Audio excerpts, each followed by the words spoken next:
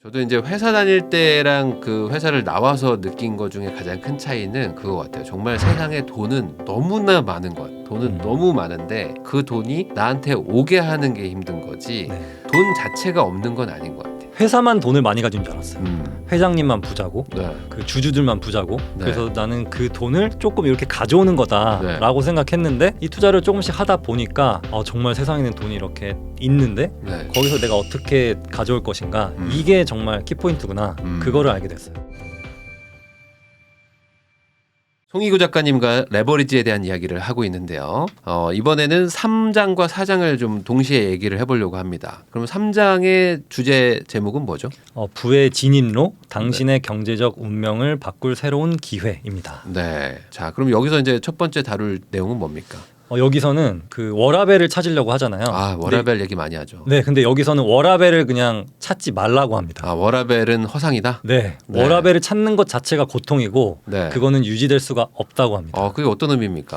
그래서 우리가 원하는 것은 레버리지를 하려는 목적은 일과 삶의 균형이 아니라 일도 잡고 삶도 잡는 두 마리 토끼를 동시에 잡는 게 레버리지라고 하거든요. 네. 그래서 예를 들면은 여기서는 어떤 최고급 파티에 가서 엄청 어마어마한 사람들을 만난다. 네. 이거를 뭐 인맥적인 레버리지라고 하는데 제가 봤을 때는 약간 일반 평범한 사람들한테는 뭔가 좀 맞지 않는 것 같고요. 네. 그 저의 예를 들면은 제가 속초를 자주 가는데 뭐 속초 갔을 때 부동산을 한번 들립니다. 네. 그리고 또 외국에 갔을 때도 그 한번 또 기억나는 게 타이페이를 한번 갔었거든요. 네. 예, 대만 타이페이를 갔는데 거기 부동산이 되게 그 설명을 잘 해놨더라고요. 막 일본처럼 막 방도 그려놓고 방 몇 개 이렇게 설명해놔서 실제 거기 한번 그 레지던스에 들어가 보기도 했어요. 네. 근데 거기 가격도 이 정도구나. 여기라면 뭐 살만하겠다 이렇게 하면서 그쪽 지역 부동산도 공부하는 게 여행을 하면서 일도 같이 할 수 있는 그런 균형을 잡아가는 게 아닌가 싶어요. 그러니까 우리가 아는 개념 있지 않습니까? 그 겸사겸사. 네. 겸사겸사 하는 거를 레버리지라고 표현하는 거잖아요. 맞아요. 근데 이제 워라벨 하면 네. 사실 그냥 일하고 그다음에 쉬는 거를 그 같이 하는 건데 네. 사실은 약간 의미가 좀 변질됐어요. 네. 일은 최대한 안 하고 네. 최대한 노는 거를 약간 워라벨을 따지는 것처럼 된 거잖아요. 네. 근데 이제 이 책에서는 약간 그런 건 아니고 네. 일은 일대로 열심히 하면서 일하는 와중에 겸사겸사 뭔가 좀 쉬든지 아니면 약간 뭐 내가 하고 싶은 일을 하라. 그래서 이 책에서는 약간 그런 내용도 나오잖아요. 제가 약간 좀 공감이 안 갔던 부분인데 네. 출장 간 김에 가족들을 데리고 가서 좀 여행을 해라. 그래서 가족들이 여기서 뭐 해변가에서 노는 동안에 네. 나는 뭔가 일을 보고 이러라고 하는 게 있어요. 음. 그래서 제가 실제로 한번 해봤거든요. 비슷하게. 네. 근데 그게 쉽지가 않습니다. 네. 쉽지 그게 않습니다. 쉽지가 않아요. 양쪽 다 신경 써야 되기 때문에 둘 다 안 될 가능성이 높습니다. 그래서 이게 한국 정서상 맞지 않을 수도 있다. 네. 그래서 요거는 좀 받아들이는 건 이제 각자 다를 수 있다는 거. 네. 근데 이제 어찌 보면은 이제 일과 삶의 균형이라는 거는 필요는 하잖아요. 워라벨이라는 말 자체가 뭐 나쁜 건 아니잖아요. 그러면은 개인적으로는 어떻게 생각하세요? 저도 그 워라벨이라는 걸 한번 잘 생각해 보셨으면 좋겠는 게 네. 일을 적게 하고 많이 쉰다. 이게 네. 워라벨이 아니라 그 회사 일은 회사 일에 주어진 만큼 하고 그리고 나머지 시간에는 우리가 앞에 말했던 투자하는 시간 있잖아요. 나한테 투자하는 시간, 지식이든 뭐든 네. 그 투자하는 시간을 최대한 활용한다라는 의미로 해야 되는 게 맞을 것 같아요. 네, 그렇지 않으면은 그냥 일도 안 하고 그냥 놀기만 하는 사람이 되거든요. 네. 네, 그거는 워라벨이 아닌 것 같아요. 그래서 이 저자도 뭔가 일도 잡고 네. 삶도 잡는 어떤 균형을 유지하는 것 자체를 이렇게 막 자꾸 밸런스하지 말고 네. 그냥 둘 다 뭔가 열심히 하는 게 좋다라는 의미 같습니다. 일은 일대로 열심히 하고 네. 또 일 딱 끝나면은 또 내 삶에 또 투자하는 시간을 또 열심히 또 가져라라는 식으로 아까 말한 낭비하는 시간을 갖지 말고 네. 투자된 시간을 가져라라고 보면 되겠네요. 그리고 사실 이 레버리지를 하려고 하면은 아무래도 이제 떠오르는 게 이제 사람 레버리지, 소위 네. 말하는 이제 직원 아니겠습니까? 네. 직원을 써야지 사실 뭐 이게 레버리지가 좀 점점 일어나는 걸 텐데 그러려면 내가 이제 사장이 돼야 되고 또 네. 사장이 또 그냥 되는 게 아니잖아요. 사장의 어려움을 또 예전에 또 사업도 해보셨고 네. 하면 또 어려움이라는 게 또 있다는 걸 누구보다도 잘 아실 텐데 이 책에서는 또 어떤 식으로 얘기를 하고 있습니까? 그러니까 직원들한테 네. 이렇게 레버리지를 하라거든요. 그러니까 뭐 자율권을 부여하고 네. 프로세스 전반에 걸쳐서 리포팅을 하게 하고 음. 한 사람이 프로젝트 전체를 책임지게 하고 뭐 이런 건데요. 그러니까 네. 이 사람한테 책임만 주지 말고 네. 권한도 같이 주라는 겁니다. 그래서 권한도 같이 주는과 동시에 책임을 가지게 되면 이 사람도 어떤 그 책임감 때문에 더 열심히 하게 된다는 거죠. 네. 그래서 뭔가 그 사장님이라고 하면은 막 이렇게 시키고 막 이렇게 좀 찍어 누르고 이런 분들이 간혹 계신데 그러지 말고 직원을 믿고 이 사람한테 권한을 위임하라 이겁니다. 그러면 그렇게 하는 경우에 잘하면 좋겠지만 못할 네. 수도 있지 않습니까? 네. 그런 경우에는 어떻게 해야 됩니까? 그럴 경우에는 결국 잘할 사람을 잘 뽑아야 되는 거예요. 역설적으로 네. 봉급을 올려주면 됩니다. 아 그래요. 네, 그러면은 이 사람은 이 돈을 받으면서 이 일은 다른 데서 못한다. 그렇기 때문에 이 위기 의식이 더 열심히 하게 돼 있어요. 네. 그렇군요. 네, 네. 이것도 동의 못하시는 분들도 있겠지만 네. 네, 제가 어떤 사장님께 들었던 방법 중에 이게 좋은 방법이라고 하더라고요. 아 그래요. 네. 그리고 뭐 또 추가적인 내용 같은 거 좀 있을까요? 네, 그래서 이렇게 직원들뿐만 아니라 네. 우리가 여기서 또 나오는 말이 당신만의 사단을 구축하라는 말이 나와요. 그래요? 네, 그래서 네. 나의 팀을 만들라는 말이 나오는데 네. 그게 꼭 나만의 어떤 이렇게 회사 같은 팀이 아니라 네. 그냥 내가 이 사람을 잘 활용하면 된다 이런 의미거든요. 그래서 저도 어떤 아파트를 매수를 하고 싶을 때 그 네. 단지에서 가장 똘똘하신 분을 찾아냅니다. 네. 그래서 항상 문자도 보내주시고 네. 전화도 자주 주시고 그런 분들을 항상 군데 이렇게 확보를 해놓은 다음에 그 분들을 제가 레버리지 하는 거죠. 아. 네. 그래서 땅 같은 경우는 네.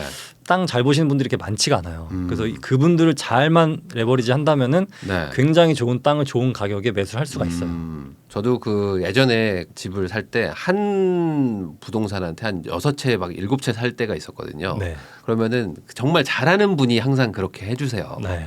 잘하는 사람을 찾는 거를 하는 작업하는 시간이 되게 오래 걸리지. 맞습니다. 잘하는 분을 찾으면은 그때부터는 뭐 얼굴 보지는 않아도 서로 말하지 않아도 아는 사이처럼 네. 잘 해주시거든요. 네. 그리고 알아서 막 깎아주시고 네. 깎았으니까 뭐 잘 챙겨주세요 하면은 수수료도 또 잘 드리고 하면서 잘하시는 분들은 또 주변에 또 좋은 수리 업체 분들도 많이 아시고 네. 또 뭐 사고 터지면 또 갑자기 또 뭐 누수 터지면 또 해주실 분들도 있고 해서 정말 좋은 분들을 아는 그냥 말 그대로 그 사단을 잘 꾸리는 게 네. 중요하더라고요. 네, 또 제 사단 중에는 네. 그 카센터 하시는 분이 있거든요. 아, 그래요? 네, 근데 제 차가 지금 12년째라서 네. 약간 말썽을 부릴 때가 있어요. 그래서 바로 달려갈 수 있는 분이 있습니다. 근데 네. 이것도 내 사단이에요. 왜냐면은 잘 모르는 상태에서 가서 괜히 덤탱이를 쓴다든지 네.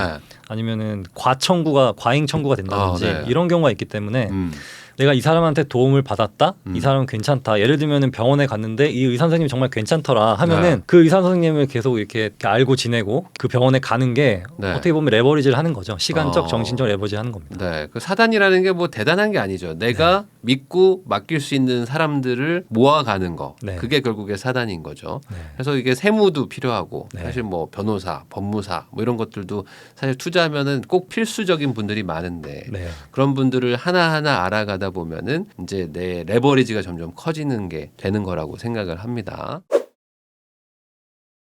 그리고 다음 내용으로 이 가난한 분들과 이제 또 돈이 많은 분들의 이제 돈을 대하는 사고 방식이 다르다 이런 내용들도 좀 나오죠. 네. 네, 요것도 좀 설명을 좀 해주시죠. 네, 여기서 가난한 사람들의 그런 어떤 생각은 네, 뭐 자본주의는 탐욕적이다. 돈으로 행복을 살 수 없다. 네, 뭐 돈은 사람을 행복하게 만들지 않는다. 음. 그리고 또 내가 돈을 벌면 내 친구들이 싫어할 거다. 네. 이런 생각을 가지고 있다고 합니다. 근데 이게 생각보다 저는 네. 이런 분들을 생각보다 많이 봤어요. 아 많이 보셨어요. 네. 그래서 제가 이분들 앞에서는 정말 사사로운 뭐 부동산 얘기 조금이라도 하면 표정이 딱 바뀌거든요. 네. 그래서인지 제가 회사에서 말을 잘 안 하는 것 같아요. 회사에서는 사실 투자 얘기를 하는 게 네. 좋지 않는 것 같아요. 네, 맞아요. 좋지 않고 저도 예전에 그 회사 다닐 때 이게 투자를 좀 하다 보면은 어쩔 수 없이 그 자기도 모르게 말을 하게 될 때가 있어요. 그리고 처음에 조금 투자를 해서 성공을 하면은 입이 근질근질 하거든요. 나도 모르게 얘기를 하면은 소문이 와전이 될 때가 있습니다. 맞습니다. 그래서 저는 이제 조그만한 아파트를 좀 가지고 있었는데 네. 강남에 17채 있다. 막 이렇게 소문이 나가지고 갑자기 수백억 자산가가 됐다. 아니 그 29살인데 네. 29살인데 강남에 17채 있다는 소문이 난 거예요. 그래가지고 어디였지? 저희는 그 삼성은 그 전 그 사원이 다 메신저를 보낼 수가 있습니다. 네. 그런 메신저 기능이 있는데 네. 정말 듣도 보도 못한 분이에요. 무슨 어디지? 무슨 삼성생명이었나? 어디 뭐 다른 회사가 다른 회사에 있는 분이 갑자기 저한테 그 메신저를 보낸 적이 있습니다. 엄청난 수백억 자산가라고 하시면 그러면서 갑자기 메신저가 온 적이 있어가지고 아닙니다. 와전된 겁니다. 해서 보낸 적이 있었는데 갑자기 생각이 납니다. 그래서 회사에서는 입조심하셔야 된다는 거 맞습니다. 꼭 기억을 해주시면 좋겠습니다. 네. 근데 여기서 또 반대되는 개념으로 네. 부자들의 생각은 돈이 나를 위해 일하게 만들어야 한다. 그리고 돈은 거의 무한대로 있다. 그리고 돈은 사람을 행복하게 만든다. 진짜 친구라면 내가 돈을 벌어도 기뻐해 줄 것이다. 이렇게 생각합니다. 근데 제가 또 하나 느낀 게 제 책이 좀 잘 되고 그리고 제가 부동산 성공 사례를 조금이라도 이렇게 공유해서 그 친구들한테 도움을 주려고 하면 약간 질투하는 친구들이 있더라고요. 있을 수 있어요. 그래서 그게 좀 안타까웠습니다. 과연 이 친구는 내가 친구라고 생각했던 친구가 맞나? 그래서 인간관계에 대한 회의감까지 들 때가 있었어요. 반대로 좋아해주는 친구들도 있고. 진짜 좋아지는 친구는 진짜 얘는 진짜 찐 친구다라고 하면서 더 도와주고 싶고. 그렇습니다. 그러게요. 근데 이 사람 마음이 참 그 좀 애매한 것 같아요. 이게 나랑 같이 술 먹고 나랑 같이 놀던 친구가 갑자기 잘 되면 사람이 좀 약간 또 배도 아픈 것 같기도 하고 맞습니다. 어쩔 수 없는 게 또 사람 마음이기도 하지만 또 그럼에도 불구하고 사실 진짜 친구면 내 친구가 잘 된 게 또 내가 잘 된 것처럼 생각해 주는 게 맞지 않나라는 생각도 좀 들긴 합니다. 또 어떤 분들은 부자들이 돈을 버는 게 그 가난한 사람들의 돈을 뺏는다라고 생각하거든요. 그런 분들도 많죠. 그래서 저는 항상 이렇게 표현을 해요. 이런 돈이란 것은 바닷물과도 같다. 그렇게 표현하시면은 조금 이해는 하는데 머리로는 이해하는데 가슴으로는 이해를 안 하시더라고요. 그래서 그분들이 이렇게 사고를 조금씩 전환하는 것 자체가 일단 그게 첫 번째 단계인 것 같아요. 저도 이제 회사 다닐 때랑 그 회사를 나와서 느낀 것 중에 가장 큰 차이는 그거 같아요. 정말 세상에 돈은 너무나 많은 것. 돈은 너무 많은데 그 돈이 나한테 오게 하는 게 힘든 거지. 돈 자체가 없는 건 아닌 것 같아요. 근데 회사 다닐 때나 제가 이제 투자를 하기 전에는 돈 자체가 없는 거인 줄 알았어요. 그러니까 돈 버는 게 너무 힘든다고 생각했었죠. 돈이 없으니까. 돈이 너무 많아가지고 돈이 오게만 하면 돈을 버는 건 쉬운 일인 거라고 생각을 하거든요. 맞습니다. 그래서 저도 제가 회사에서 돈을 받잖아요. 그래서 저도 회사만 돈을 많이 가진 줄 알았어요. 회장님만 부자고 그 주주들만 부자고 그래서 나는 그 돈을 조금 이렇게 가져오는 거다라고 생각했는데 이 투자를 조금씩 하다 보니까 정말 세상에는 돈이 이렇게 있는데 거기서 내가 어떻게 가져올 것인가 이게 정말 키포인트구나 그거를 알게 됐어요. 그러니까 이거는 정말 생각의 차이일 수도 있는데 그 생각을 바꾸는 게 사실 아주 어려운 일이다. 그래서 이 책에서는 그걸 좀 강조하고 있는 거가 아닐까라고 생각을 좀 합니다. 그리고 마지막으로 돈에 대해서 좀 어떤 한 가지 마인드를 좀 다루는 게 있어서 소개를 해드리려고 합니다. 일단 여기서 다음에 말할 것들이 하나라도 없으면 한 개라도 없으면 지금 돈의 하인이라고 표현하고 있어요. 그리고 굉장히 세게 표현하고 있거든요. 이 책의 특징이 뭐냐면 약간 뭐 노예, 주인 막 이렇게 표현하고 있어요. 그러니까 외서다 보니까 좀 약간 충격을 주기 위해서 그런 것 같은데 여기서 말한 게 뭐 자기 사업장 부동산, 지적재산권, 실물자산 그리고 어떤 동업자, 파트너 이게 하나라도 없다면 돈의 하인이라고 표현하고 있습니다. 그러니까 지금 부동산이 없거나 아니면 실물 자산이 없거나, 뭐 어떤 특허나 라이센스가 없거나, 자기 사업장이 없거나 뭐 이러면은 돈의 하인이라고 합니다. 주식은요? 주식도 포함돼 있어요. 근데 제가 주식을 왜 말씀 안 드리냐면 저는 제가 말하는 여기서의 주식은 왠지 굉장한 좀 우량주 뭐 그 정도일 것 같거든요. 근데 괜히 제가 여기서 주식이라고 말했다간 나 주식 있으니까 나 잡주 있는데 570원짜리 개 잡주 있는데 이럴까봐. 자체 검열하셨군요. 그렇습니다. 그런 게 없으면 왜 돈의 하인인가요? 일단 뭔가 레버리지를 할 수 없는 거죠. 내 몸만이 그 생산 수단이 되다 보니까 돈을 벌려면 내가 몸으로 뛰어야 되니까. 네. 그러니까 결국에 어떤 내가 투자해 놓은 게 없다. 네. 그리고 내가 일하지 않아도 돈을 벌 수 있는 게 없다면 나는 돈 벌기 위해서 내 시간을 쏟아 넣어야 되니까 네. 노동을 해야 되니까 내가 돈의 하인일 수밖에 없다는 거군요. 네. 그래서 이렇게 하인으로 살지 않으려면 네. 이렇게 몇 단계가 있거든요. 네. 근데 그 중에 첫 번째가 부인장님께서 강조하시는 소비입니다. 소비. 네. 소비를 줄여라. 네. 그거 무조건 당연하죠. 소비를 네, 줄여라. 돈의 노예에서 벗어나려면 돈을 덜 써야 됩니다. 네. 그래서 소비를 할 때 몇 네. 가지 질문을 하라고 하는데 뭐 이 물건 없이는 당신 살 수 있나요? 뭐 이런 거예요. 그러니까 우리가 청바지 사고 싶은데 청바지 없이 살 수 있습니까? 하면은 없어도 살 수 있잖아요. 다들- 그러면 안 사는 겁니다. 네. 네. 그리고 또 그럼 웬만하면 살 게 없습니다. 웬만하면 살 게 없어요. 네. 그리고 또 이거를 되팔 때 네. 손해가 큰가 이거죠. 그래서 제가 웬만하면 살 게 없어요. 맞아요. 그리고 또 하나는 이 물건을 샀을 때 발생할 기회 비용은 얼마인가. 내가 이 청바지를 샀을 때 네. 진짜 더 중요한 뭐 우유라든지 네. 뭐 달걀이라든지 이런 거를 사는 게 오히려 더 낫다는 거죠. 그 우유 없이도 살 수 있잖아요. 달걀 없어도 살 수 있지 않습니까? 그럼 예. 이제 먹을 거 없어도 살 수는 있잖아요. 죽지 않을 만큼만. 근데 이거는 약간 극단적인 거고. 아. 네, 그래서 이제 아무튼 라면만 사야 됩니다. 이제 라면 정도만. 라면 없이는 못 살아. 네. 이제 웃기려고 한 소리고 이제 먹을 거 정도 그리고 이제 아주 극단적으로 이제 뭐 그냥 옷도 정말 싼 거. 그러니까 정말 과소비라는 거는 과한 소비를 하지 말라는 거지 소비 자체를 하지 말라는 건 아니니까. 그래서 과소비를 줄이고요. 그 다음에는요. 네, 그 두 번째는 네. 저축할 것입니다. 이것도 많이 강조하시죠. 네, 그렇죠. 사실 이게 기본이에요. 네. 맞아요. 그러니까 말 그대로 이제 뛰려면 걸어야 되듯이 네. 걷고 나서 뛰는 거잖아요. 네. 이거를 해야 사실 뭐 그 다음이 있는 거지 않습니까? 네, 근데 요즘 세상이 너무 빨리 변하고 있어서 네. 많은 분들이 저축을 하기 전에 어디에 투자할까를 먼저 생각하거든요. 그런 분들 많죠. 네, 근데 그것보다는 소비를 줄이고 저축을 하는과 동시에 네. 어디에 투자할까를 생각하는 게 맞다고 봅니다. 네. 근데 이 저축도 사실은 큰 맘을 먹어야지만 할 수 있거든요. 네. 왜냐면 요즘에는 워낙 마케팅도 좀 네. 강하고 네. 그리고 소비할 곳도 너무 많아져가지고 네. 1,000만 원 정도 모으면 사실 되게 흔들리죠. 흔들립니다. 공공이 많이 흔들리고 한 2,000, 3,000 모이면 또 차 사야 되는 맞아요. 경우도 많고 네. 여행도 요즘에 또 많이 가시기도 해가지고 네. 진짜 소비의 유혹이 너무 큰데 그거를 또 뛰어넘어야지만 사실은 내 인생이 조금씩 바뀔 수 있는 기회를 잡을 수가 있어서 그 스스로에게 한번 많이 물어보셔야 됩니다. 그래서 아까도 내용에서 잠깐 나왔지만 내가 방향과 내 목표가 뭔지 비전도 한번 세워보시고 그래야지 내가 조금 마음을 좀 다잡고 할 수 있지 않나라는 생각은 꼭 좀 해보셔야 될 것 같아요. 네. 네. 그 다음 단계로는 투자, 네. 투기, 보험, 기부 이렇게 있거든요. 네. 근데 이게 뭐 갑자기 투기 가서 좀 이상한데 음. 이거는 이 책에 굉장히 자세히 나와 있어서 책을 네. 보시는 게 좀 더 좋을 것 같아요. 어쨌든 그 다음은 이제 투자도 하고 돈을 많이 벌어서 네. 최종적으로는 기부도 하고 하면서 맞습니다. 살아야 된다. 네.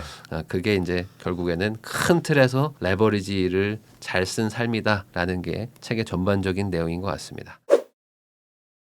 저희가 이제 평균 평점 4.75, 4.7 정도 되는 아주 명저라고 볼 수 있는 레버리지에 대한 책을 소개를 한번 해봤는데 전체적인 그냥 총평하면은 레버리지 어떤 분한테 추천하고 싶고 어떤 책이라고 볼 수 있을까요? 이거는 정말 자영업자분들한테도 추천드릴 만한 거고요. 네. 그리고 정말 직장 다니면서 내 삶의 의미를 잃어버리신 분들 그리고 거기서 뭔가 변화를 찾으시려는 분들 네. 그리고 뭔가는 내가 막 하고 있는 것 같은데 내가 잘하고 있는 건가 나를 한번 점검해 보시고 싶은 분들 그런 네. 분들께 추천드리고 싶어요. 네, 저는 그 약간 조금 다르게 생각해서 부모님들, 그러니까 아이가 한 중학생이나 뭐 고1 정도 된 부모님들이라면은 자녀들한테도 한번 읽게 해주는 것도 네. 저는 괜찮을 것 같아요. 왜냐하면 이 레버리지를 일으키기에 가장 좋은 시절이 어찌 보면은 중고등학생이지 않나. 왜냐하면 폭발적인 성장을 일으킬 수 있고 가장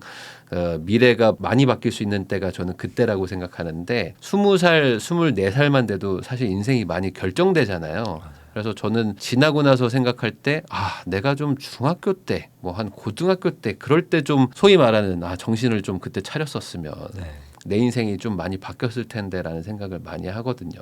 그래서 그런 거에 가장 큰 좀 울림과 충격을 주는 책이지 않나, 그런 책 중에 하나지 않나라는 생각을 해서 좀 부모님들도 읽어보시면 좋을 것 같고 아이들한테 한번 추천할 만한 책이기도 하지 않나 라는 생각도 한번 해봅니다. 물론 이 책 읽는다고 해가지고 뭐 괜히 뭐 헛바람 들어서 공부 안 하지 않나? 이런 생각을 하시는 부모님들은 주지 마세요.